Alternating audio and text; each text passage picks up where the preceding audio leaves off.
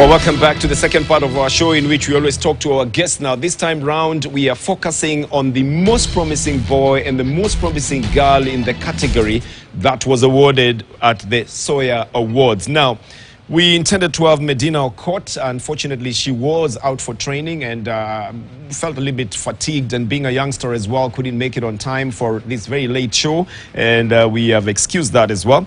But we have managed to catch up with Andrew Wahome, who goes to school in South Africa, in Pretoria, and who's going to be talking to us in one moment about what it is like to be the most promising youngster in golf at the SOYA Awards. So he's already joined us on Zoom. I have to remind you again, I am at Bernard_Sports, and we'd like to hear what you want to say about the two legends who have retired from rugby. That's William Barker and Collins Injera, who announced their retirement while still on duty for the national team in down south, in down under, if you'd like to call it that, in Australia and in New Zealand. So I am at Bernard_Sports, Kchege_Sports, and at Wilfred Bungay. That's where you can engage us on any comment that you'd like to make. But right now, let's meet this young man. His name is Andrew Wahome, and he's in Pretoria in South Africa right at the moment. Andrew, welcome to the show, and congratulations for your voting and your nomination into being the most promising boy in golf. What does it feel like? What does it take to be what they voted you for? Thank you for everything. It's amazing feeling to be the most promising boy in 2022. It takes a lot of dedication, hard work, a lot of sacrifice, and yeah, I thank God. The next thing you're going to be nominated to is the most promising man, because from that voice alone, Andrew, I can tell you, it's become so deep. You have to push it out so that we can hear it properly. So are you playing golf in South Africa as well, or are you just now concentrating on academics? I'm in a golf system here in South Africa, so I'm playing golf as well as education. So the program is the school I go to is an athletic school. So in the morning, from 6:30 to 7:30 is gym. Then from 9 to 3 is school academics. Then after that is training golf till 7. So the whole day you're busy, and yeah, it keeps me on my toes. So basically, your extracurricular activity on a daily basis, apart from the books, is golf. Yes, that's what I do. And I'm pretty sure that there are many of you there as well. How many are you, and where are they from? Yes, there's quite a few. There's me in Joburg. There's one of my boys. He's called Fred Joroge. There's Joroge Kibogu that are coming down on Monday, and Danny Telegoi. There's many Kenyans that have joined the system that I'm in, and we hope to get better and better and better. I'm so glad to hear that. In fact, Joroge Kivugu told us the last time that he was also in South Africa, and now I know there are many more there. The question is then, what is it they do differently there that makes you and the other boys so special that you come and compete with the other amateurs who are seniors here and you still beat them? What is it that they give you? What is the training that you're getting there? The training is, I think I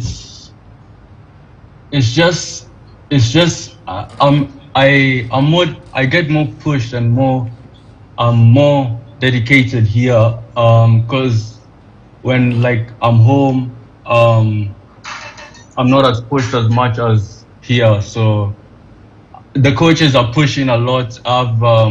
My coach is actually one of the best in South Africa, so he really helps me a lot. He mentors me, he teaches me a lot, calls me all the time to check up on me. So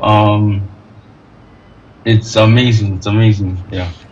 Now, this is very interesting. Let me just turn to this gentleman here. You see what he says, that he's got more time. The coach has more time for him, and he's also got more time to talk to his coach. The coach calls him all the time. The only extracurricular activity they're doing is golf. Which is what we had suggested some years back here. You can have even soccer academies, even basketball academies in the counties where the only activity, other activity apart from academics, is that sport that you're taking part in. What do you think? I think, having been in golf for a number of years now, not necessarily at the competition level in administration, I have seen that within Africa, the South Africans are the best. In fact, whenever Kenya has beaten South Africa, we have won whatever tournament that is. And now, listening to Wahome, I can see why. He says the guys really push him hard. The training. So that means the facilities must be good as well. That means they have the facilities.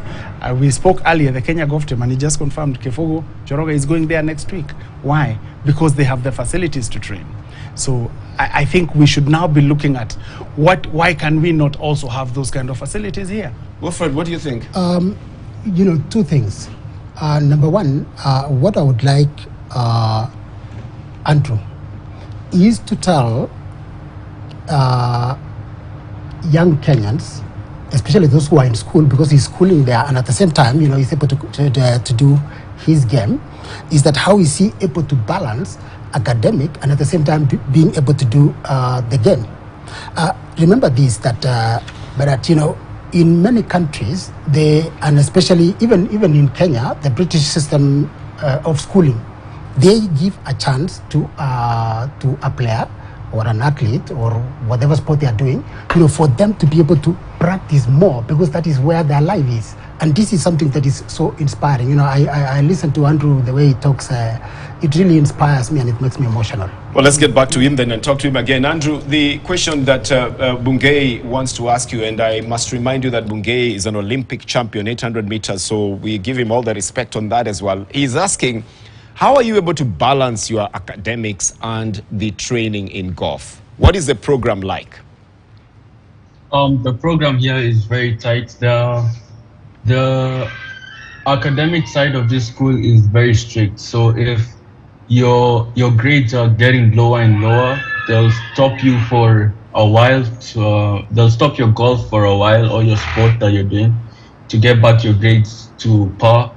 But if your grades are on par and everything is good, because at night from after training till 10, it's study time. So that's when they switch off phones and everything, and you're on your books and there's nothing to distract you, and there's people that are coming to check up on you. So there's always that study time that you have to study and get your homework done and assignments done. Right, I like the fact that you're already fusing golf and academics. You're even saying the grades must be at par. So you're using golf terminology even in academics as well. And you say they have to make sure that your grades are up. What if your grades slacken? They stop you from playing for a little while until they're up.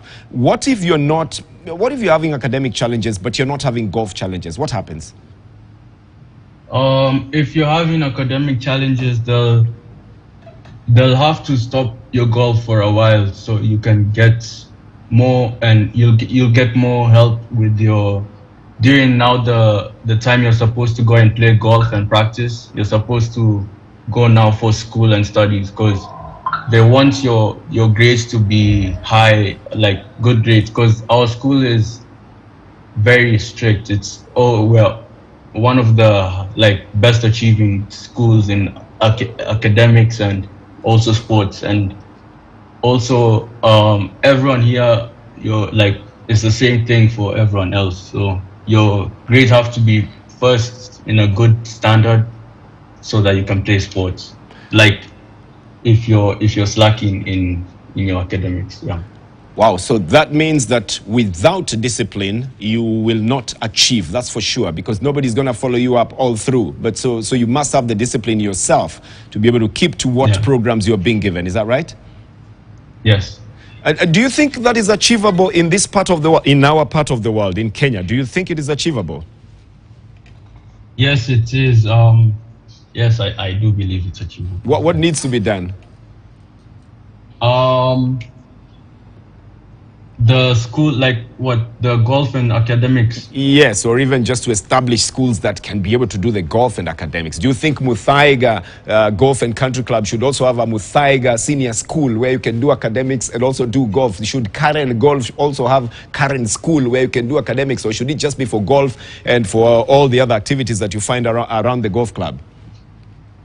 Yeah, I think it's possible, as like there's the Team Kenya coach, John, and also like Mundani is also very, very, very good player, coach. I think it's really it's achievable because we have amazing golf pros in Kenya.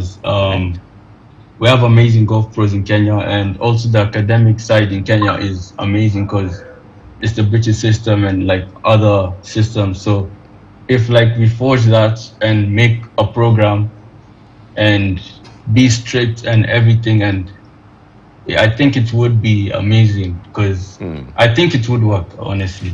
Let me turn to this gentleman here and ask them that question as well. Do you think it would work if then the golf clubs also had a school or something in there, and you can tap into the academics and also onto the golf? Do you think that would be possible? Yes, Bernard, that would work. The only thing that we need to do is change how we look at golf clubs. You see, the golf clubs we have, the Muthaigas, the ones you mentioned, Muthaiga, Karen, Limuru, all the others, Vetlab, are not going to Dumberi, but these are all members clubs.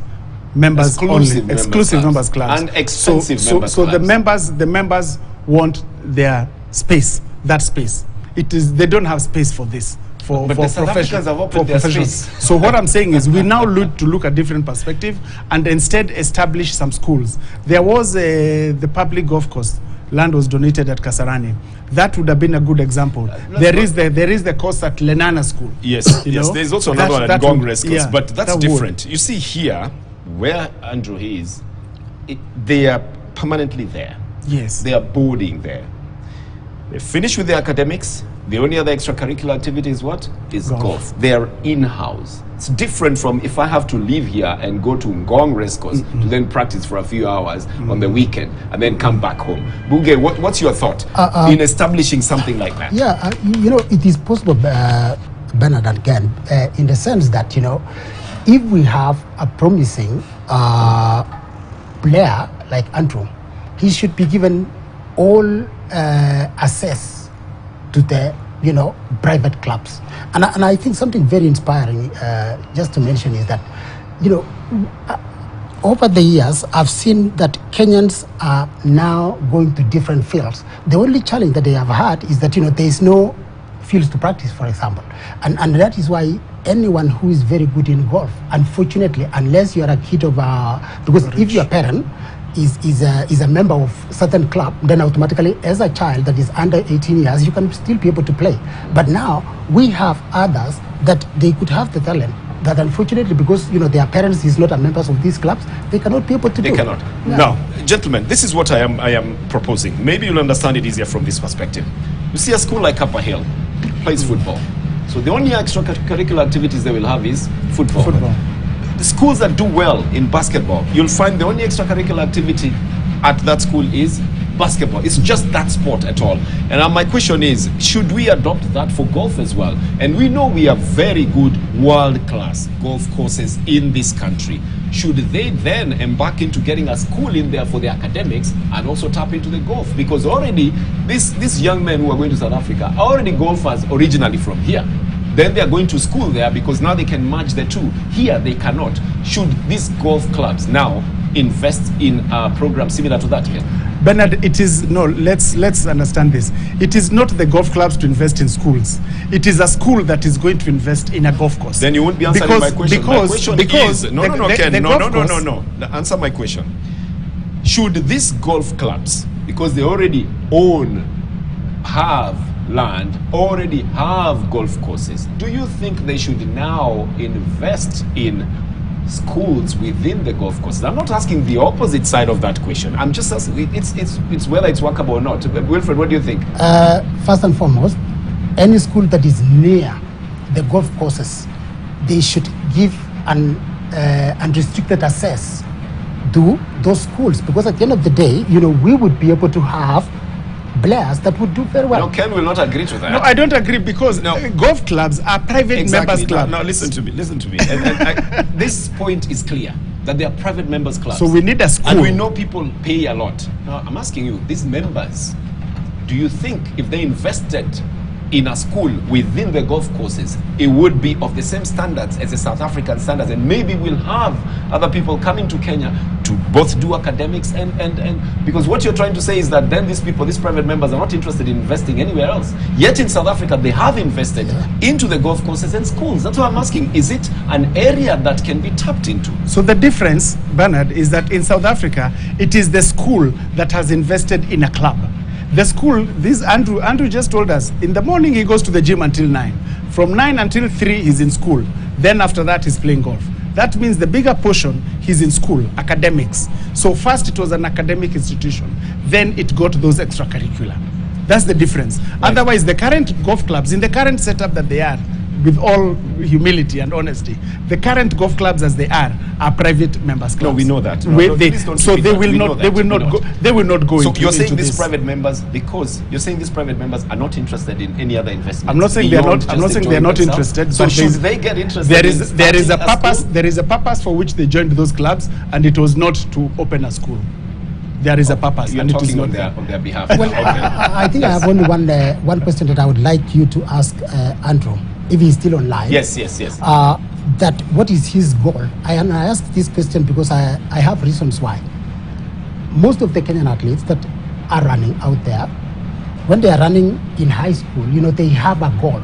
I would like to hear Andrew telling us what is his goal in the future. In fact, let's do it the other way around. We want to have Coach Philip Onyango online as well to talk to us about what happens, and especially with coaching youngsters in schools. I don't know if Philip has already joined us so that we can talk to him about it, because he coaches young people, and he would have been telling us then what it takes to, invest in young people, because he has invested in basketball and he coaches young teams, and they are in schools. Those schools must have the facilities as well to be able to achieve what they want. And even Medina, who was supposed to be here with us, is one of the girls that he has coached. But maybe we won't have him online. The question is, Andrew, then, what is your word to maybe the authorities or to the golf clubs in Kenya, or to anybody you think can do anything about improving golf to the youth in this country? What would you advise them? What would you tell them?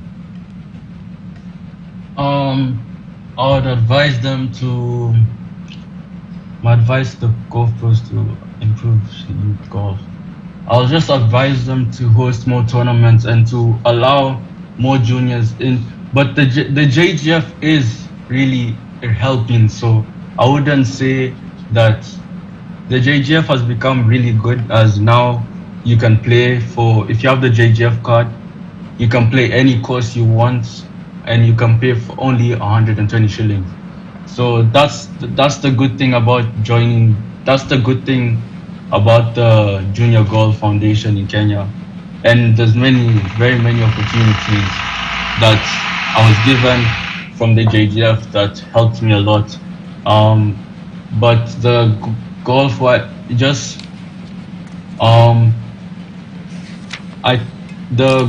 the golf pros are good.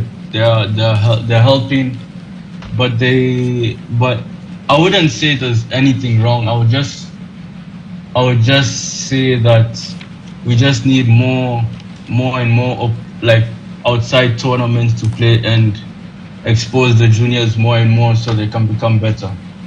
All right, I want to ask you a little bit of an unfair question, and be as honest as you can about it. If, say, one of the golf clubs in Kenya had a school within it, just similar to the one that you are in South Africa, would you have joined that school, say, at Karen or at Muthaiga?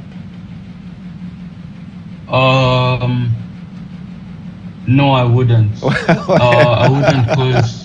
Why not? I wouldn't because I wanted something different, first of all. Somewhere different, somewhere like... I wanted to come to South Africa because of the different... I knew the golf level here was high, good, high standard that would push me and become better. And it makes me more independent and makes me more better and better self-improvement. as I'm far away, as I'm not at home. And if I was in Nairobi, I wouldn't have been as independent as I am here, and I would just be like, All I right, wouldn't be as. So you got the freedom, but we know that freedom comes with responsibilities as well, and I can see you're taking your responsibilities very nicely. Final question to you, Andrew. Yes. Where do you see yourself? Or let me rephrase that question. When do you think you will win the Kenya Open? In how many years? That's my major goal. That's my long-term goal. I have that written on my wall in school. But in the next, I would say from now and the next five years. That's 5 years. So 2028. With that time frame. All right. I'm gonna bring it home. Okay, so 2028 then. Yeah. We should expect to see a new name in the Kenya Open, and that name will be Andrew. Yes, and I hope that Joroge Kibugu, that guy is lethal. So I hope next, because the 6 amateurs have just been chosen, I think that's the right squad that's gonna do it. Daniel Kiragu and Adil Balala, Dennis Mara, Jay Sandu, Le Jerma, those guys are lethal. So I think they're gonna scare those guys, and they're gonna one of them's gonna bring it home. Andrew, thank you very much for joining us from Pretoria in South Africa and talking to us about his life as a student and also as a golf student in Pretoria. And we wish you all the best in the future. Thank you very much for joining us. All right. Good night then. We have to let the young man go. We don't want to trouble him so much. Now, I still go back to this question, Ken, that you're not giving a very good answer to. Now, about the golf courses, with the amount of land they have as well, investing in schools in there. I'll give you an example of why I think this should be the way to go, not the other way around. Current Golf and Country Club now has cottages that they lease out, that they sell out to other people. The same private members who you're saying are private members there have seen it as a good business venture to lease out the cottages. Why would they not see it as a good venture to put up a school in there, an academic school of any system they want? And then they can also play golf there because they have the facility. That's the question I'm putting to you. Do you think it's viable? In reality, no. Practically, no. Wilfred? It is possible. And I say this with a lot of humility because, I'm a member of Nandi Bears Club, which corresponds with Kiambu and so many others. But, they say it is possible, Bernard, because remember that golf, as we all know, is, number one, is they say golf is a game that is watched by gentlemen and played by gentlemen. Everybody, yes. And it is so huge in the world in terms of golf. And therefore, if these clubs,